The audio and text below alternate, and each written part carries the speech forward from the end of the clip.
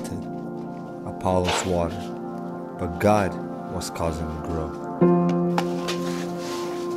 So then neither the one who plants nor the one who waters is anything, but God who causes the growth.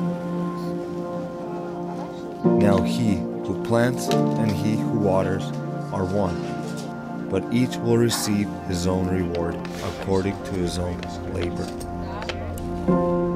For we are God's fellow workers. You are God's field, God's building.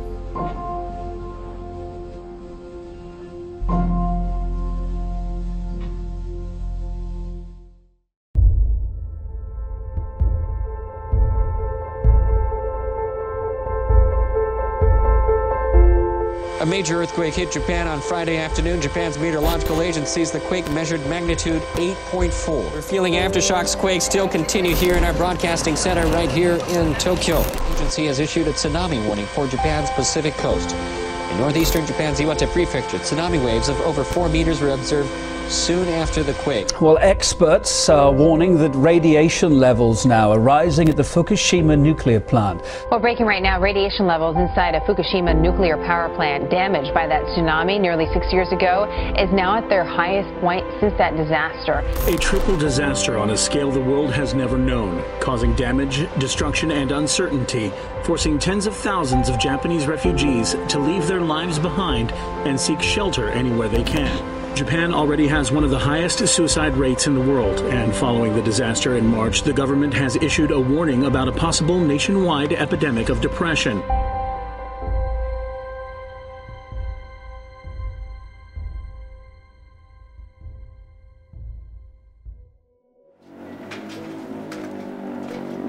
Human plans seem to have a tendency to change, and it did for us.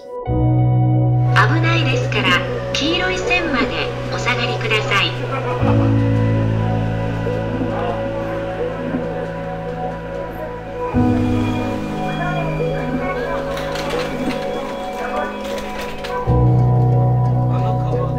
She's like, no.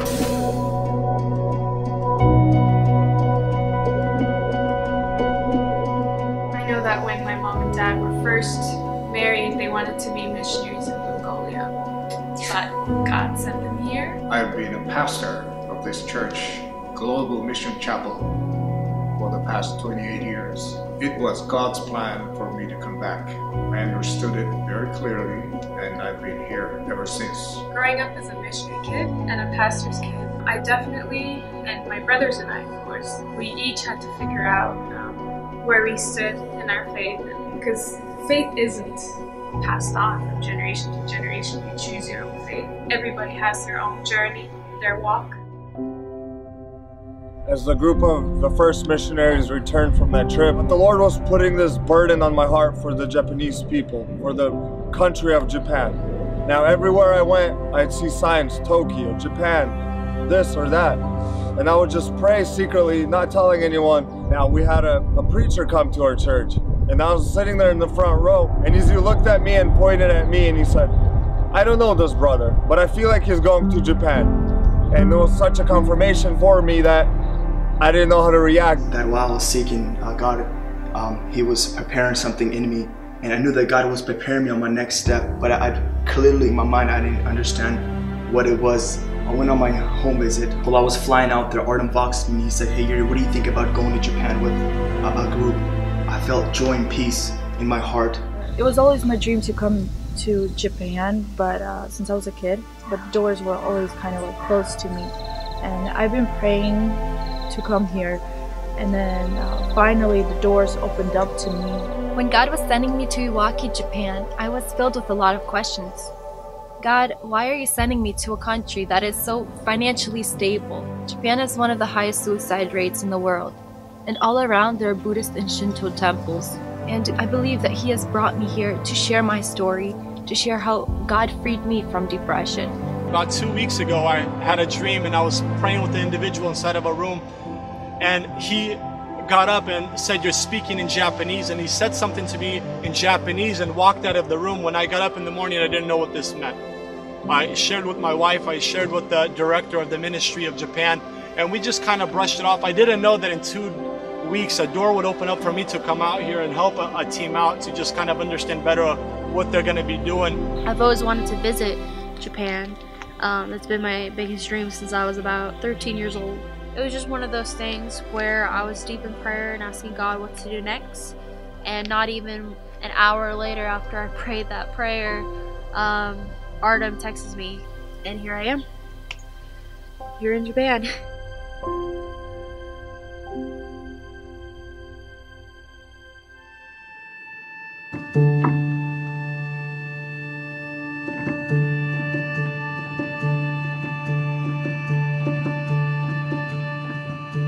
And I say, I really need that. When you're as blessed as I am, I have that heritage of having serious, obedient followers of Christ as parents, and so you can't not be influenced by that. Growing up with that, you kind of have a good conscience, and I knew, like, I'm in a Christian environment that supposedly values this faith, this walk, yet I don't see a lot of genuine people, because I'm struggling and I know there are other people struggling. So why aren't they being honest, and why isn't this an environment where I'm free to be vulnerable? Japanese people are notorious for honne, which is true sound, and tatemae, which is facade. It was really simple for me. I knew that I wanted to do something with music. I love singing, so I know that God led me to that specific school with YOM in Norway, the Creative Discipleship Training School with Youth with a Mission. When that happened in 2011, we already had this building, which formerly used to be a pachinko parlor. Pachinko is gambling. Now this building became the church. We decided as a church to buy this building in 2010 because in 2009, just before Christmas in December, the church building we occupied for 20 years burned down because of a neighbor's fire. So exactly after 20 years, we had to move out. So we bought this, not having money. We trusted God, and we immediately went to the bank nearby, asked for a loan, but the bank chief had to get the permission or acknowledgement from the headquarters. After 9 months of waiting, finally the headquarters came with the answer, yes, we'll give you a loan. But before we came so far, the tsunami and earthquake came. 1 week after, the bank loan was permitted.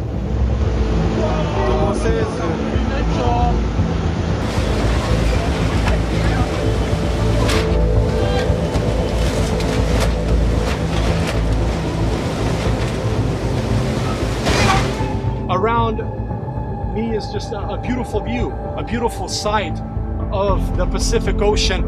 But what's interesting is just a few years ago, this ocean, it was hit by a tsunami and took out most of everything you see here. A lot of the hills and mountains that you see behind me, they're actually established by man to prevent future tsunamis from coming and striking in. Just in this area, thousands of people died. And at that time, on that day, I was away. So I came back the day one of those nuclear power plants exploded.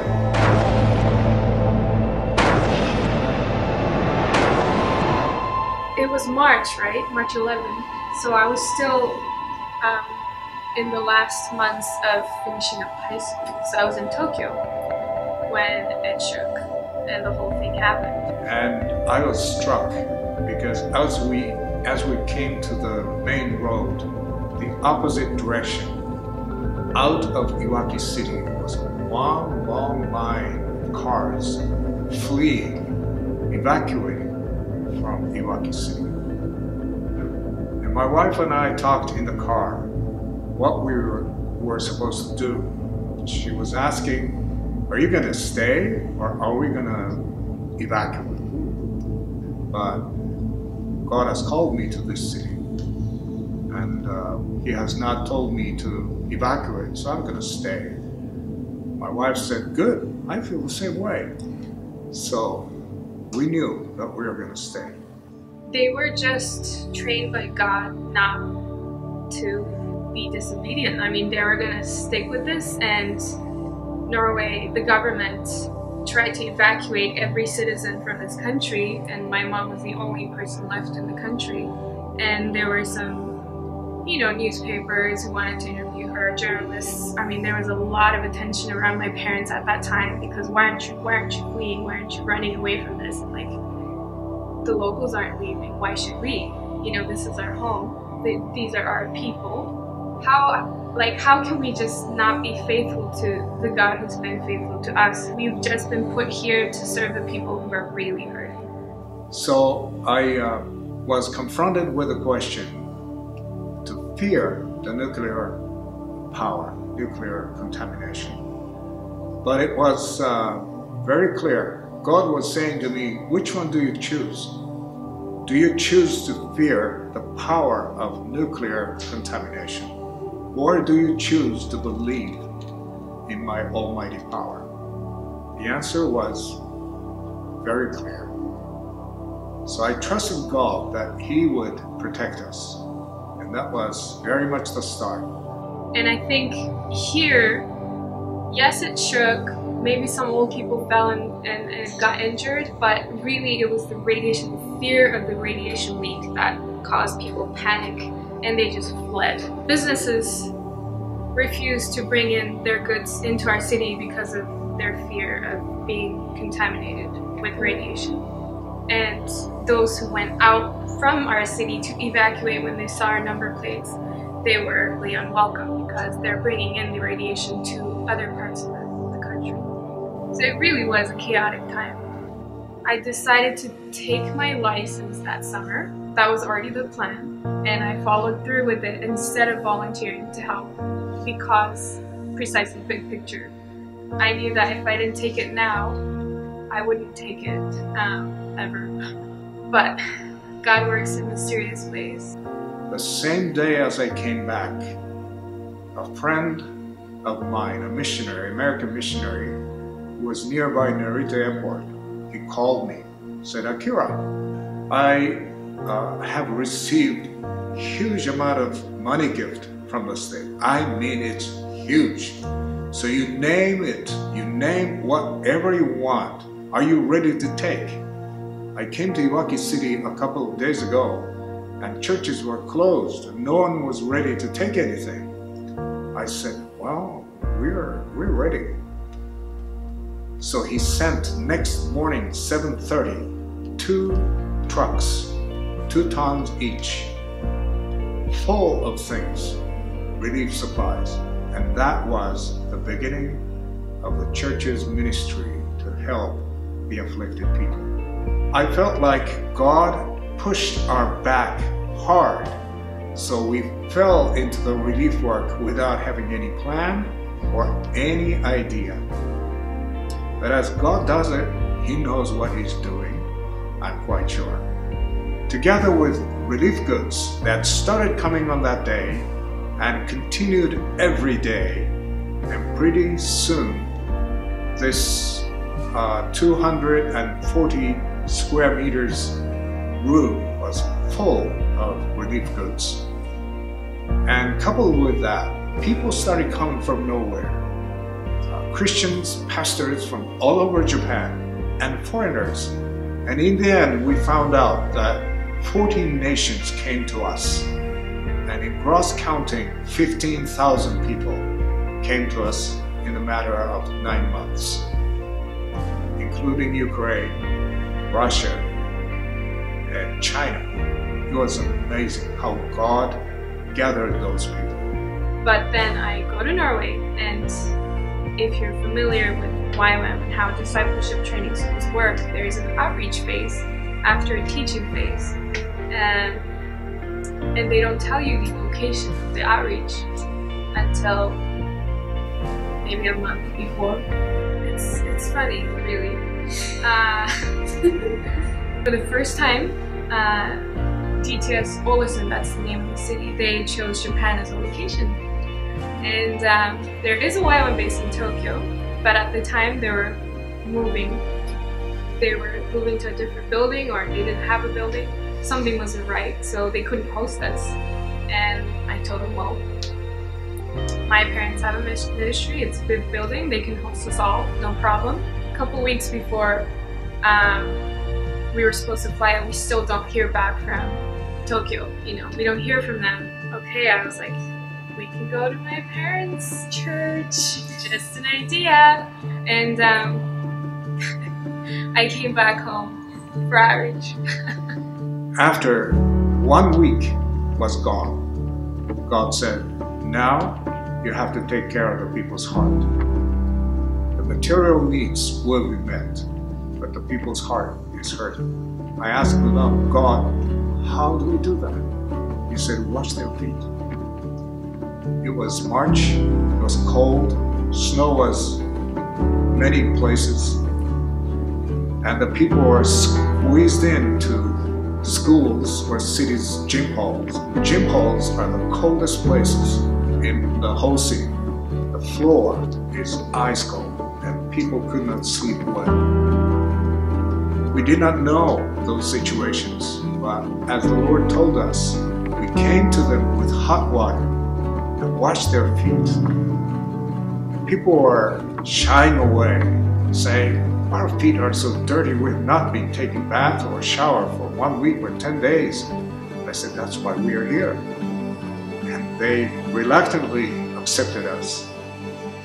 And this city is famous for hot spa, hot spring.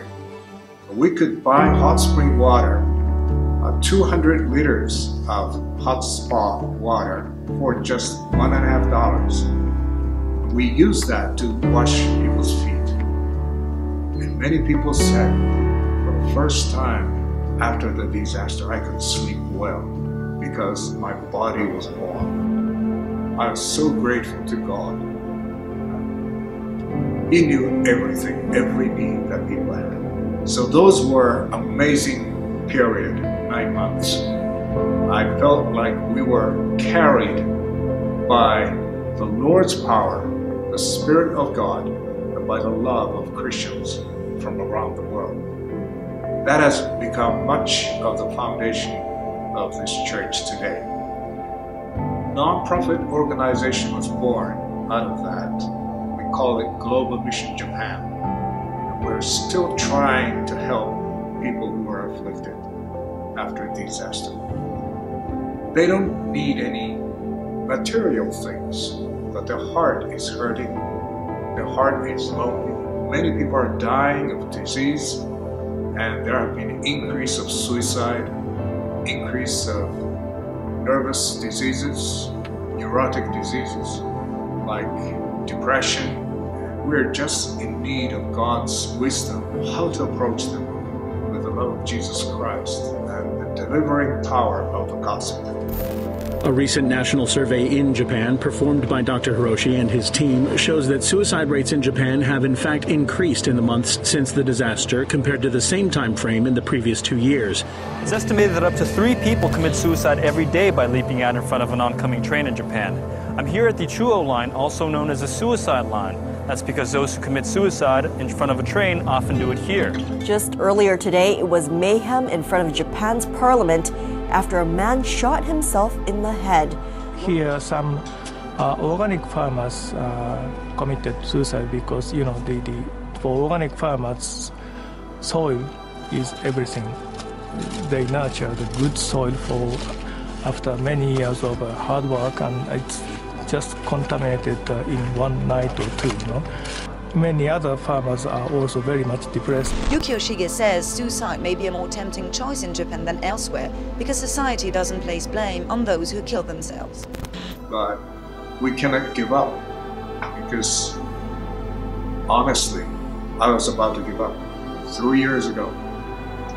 I took 3 guests from Tokyo to the coastal village where tsunami devastated 300 houses, and all except 20 were smashed by tsunami. While these people from Tokyo were walking and praying, I was telling myself, this is no use. The city will not listen to us. They will not prioritize people. They will just use money to chop off the mountain, fill the lower land, building walls, and people are forgotten. I'll just tell the whole world, I'm sorry. I was wrong. I heard God wrong. And at that moment, God spoke to me with one Bible verse. Abraham, against hope, he believed in hope. My heart sank. I felt like, God, I cannot even give up. But God wanted me, and He wants me to go in faith and in hope, against hope. Back in 2013, the Lord revealed to our mission that He wanted us to serve in Japan. Shortly after that, a group of missionaries went out, including Bishop Peter, Pastor John Koch, and a couple of others. When they got to Tokyo, Japan, they didn't have a clue where to go or who to talk to. A couple of hours later, they found a hotel, which ended up being another ministry or another mission housing hotel. As they were there for a couple of days, they were seeking the Lord's face. They were asking the Lord, what is it that you want us to do here? Why are we here? At that time, the Lord put on Bishop Peter's heart to go to a place which was called Iwaki, Fukushima. At that time, Pastor Peter, or Bishop Peter, had a tug on his heart, and he said, Johnny, I want to go there where there's people suffering, where there's people that are lost, where there's people that have lost their homes or lost their hope. As they found the place on the map, which was called Iwaki, they headed out. It's a 3-hour train ride from Tokyo up north to Iwaki, Fukushima. As they got there the first day, they couldn't find anyone, and they returned back. As they were sitting there in the hotel room, they were asking themselves, why are we here? And what are we doing here? As they kept praying and seeking the Lord, the tug on Bishop Peter's heart was stronger and stronger to go back to that area.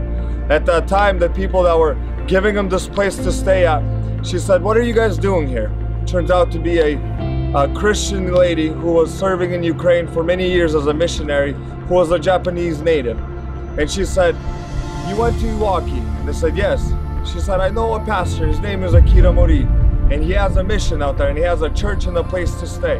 When Christians see there is hopelessness, I believe God is saying, that's where you should go ahead, believing in me and hoping for hope. That's what we are doing right now. We see no breakthroughs, but I believe that the Lord has a plan. This city will be changed because of the prayers and support from all over the world. God is going to do something to astonish the country and the world in this very city. I thank you for your interest. I thank you beforehand for your prayers.